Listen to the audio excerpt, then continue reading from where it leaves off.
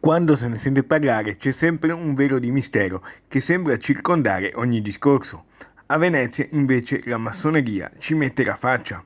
L'occasione è stata la visita in laguna di Luciano Romoli, nuovo Gran Maestro della Gran Loggia d'Italia liberale e adogmatica, arrivato in laguna per incontrare il veneziano Luigi Danesin, suo predecessore come Gran Maestro dal 2002 al 2007 e punto di riferimento per tutta la massoneria continentale. Noi non ci nascondiamo, quindi non possiamo essere occulti.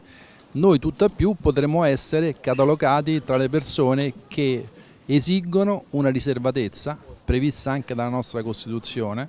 Concetti ribaditi anche da Danesin nel suo benvenuto. La massoneria, guardi, la massoneria per me è una scuola di vita, è un insegnamento talmente pregnante,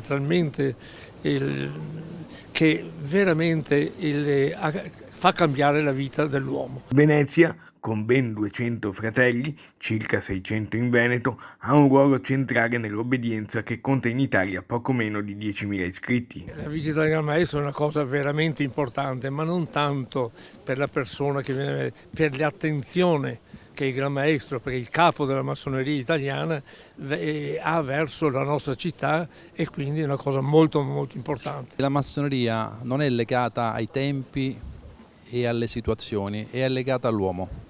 E io penso che l'uomo del 2020, avendo anche lui cambiato interessi e visioni, rimane sempre l'uomo che ha bisogno di lavorare su se stesso.